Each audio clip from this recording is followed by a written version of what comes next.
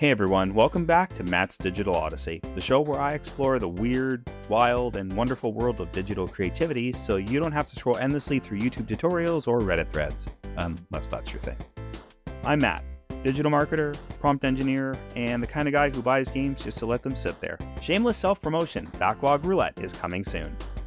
Now today's episode is a bit of a pivot. I was asked recently to look into AI-powered tools that can help speed up content creation, and I'll be honest, I wasn't exactly excited at first. I've been editing videos for over a decade the manual way. I'm talking Premiere Pro, Sony Vegas, Final Cut Pro, and even Power Director. Cut by cut, keyframe by keyframe. No templates, shortcuts, just me, a timeline, and far too many adjustment layers and simultaneous projects. But I figured, alright, let's see what the robots are cooking. And yeah, I can admit I was a little surprised. Will they replace my current content creation plans? Yeah, no way. I'm a firm believer in organic content and being genuine. That being said, let's break down some of the tools that caught my attention. And here's the thing. I describe myself as pro AI. I use ChatGPT for scripting, coming up with ideas, and generally helping me tweak my work. I also use the AI features built into Premiere, Adobe Express, Canva, and CapCut. I hadn't really explored dedicated AI tools, the ones built from the ground up to handle editing, voiceovers, and even full video generation. After testing a bunch of them, I realized these tools aren't here to replace me. That would be way too obvious. They're here to help save some time, repurpose content faster, and honestly look as close to what most people are cranking out nowadays anyways. So whether you're a solo creator like me or just trying to make your content feel more pro without hiring a team, here's a breakdown of some of the tools that I checked out. So let's start with the video creation side. First up, Descript. Now, a lot of people rave about it, but for me, it didn't blow my mind. I mean, sure, it's solid. You drop in your footage, your podcast audio, and get a transcript you can edit like a Word doc. Delete a word, that section of video disappears. You want to remove some filler words, add some pauses, or tighten things up, it's really good at that. And if you're not used to editing, it's definitely a cool way to work. But I'm an editor, and that kind of AI functionality is already baked into Premiere Pro. And if you've used Adobe Podcasts like I do for this podcast, it already does all that. It generates your transcript and lets you delete words like in a document, just like Descript would. The voice cleanup tools in Adobe's ecosystem are far better in my opinion, especially if you care about natural sounding transitions and avoiding that over-processed robotic tone that some AI tools have. Descript is fine, and if you love it, hey, more power to you. But for me, it's not some revolutionary magic tool, it's just another option. I still prefer working in Premiere and using Adobe's AI tools for better control and cleaner results. If you're new to editing or just want something quick and browser-based, Descript can definitely be helpful for repurposing content, especially when batching podcast clips or doing basic commentary cleanup. And then there's InVideo AI, which is a lot more dynamic than I expected. You give it a script or even a blog post, and it turns it into a complete video, visuals and all. You can tweak the style, choose templates, and it actually gives you some pretty solid stock footage suggestions.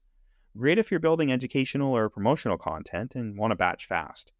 Projects that would take me a couple days, yeah, they'd probably take me a couple minutes, but that VO, it's still robo. Speaking of robots, you've got avatar tools like Synthesia and HeyGen. They let you type in a script and generate a talking head video with a human-looking avatar. These tools are fantastic for explainer content or if you want to run A/B tests without filming yourself 50 times.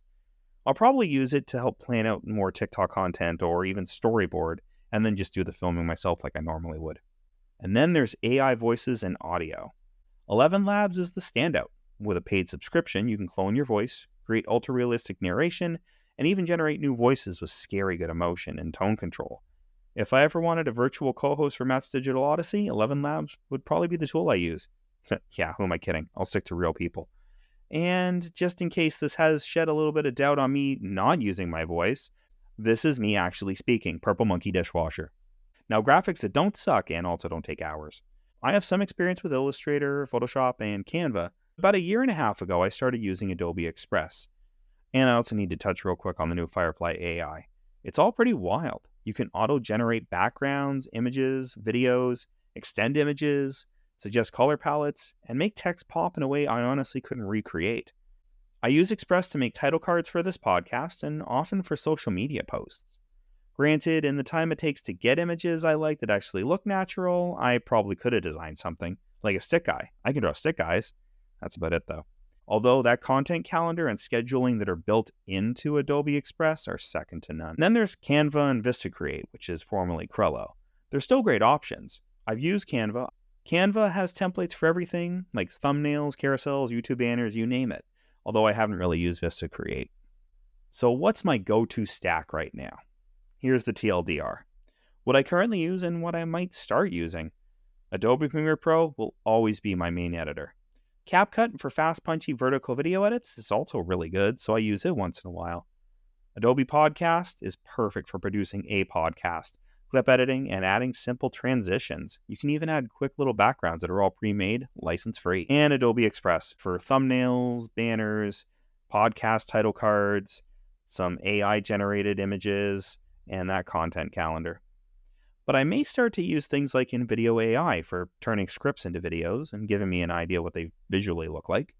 Firefly for AI-generated photos and even videos, although they still look really strange. And 11 Labs, when I want high-quality voiceovers and narration I've been screaming or got myself into stuck in another voice. Look, AI is not a magic wand. It never will be. But it's a very useful wrench, a screwdriver, or one of those bubble level thingies in a toolbox. These tools won't make you creative, but they will give you more time to be creative, which can help a lot. Oh, sorry, I'm back to normal now. So if you're like me, an old school editor who's slowly accepting the help of a few smart robots, then hopefully this gave you a solid place to start. Pun intended there. And that concludes this episode of Matt's Digital Odyssey. Thanks for listening, and once again, let me know if you prefer the roundtable version or these shorter solo versions. Remember to subscribe, follow, or shout at me at whatever platform you like. I'm always down to hear what tools you're using so I can look into them too. And hey, if you want to hear more of my Solid Snake impression, I'll do that as well. So until next time, keep exploring, keep dreaming, and I'll see you in the next Odyssey.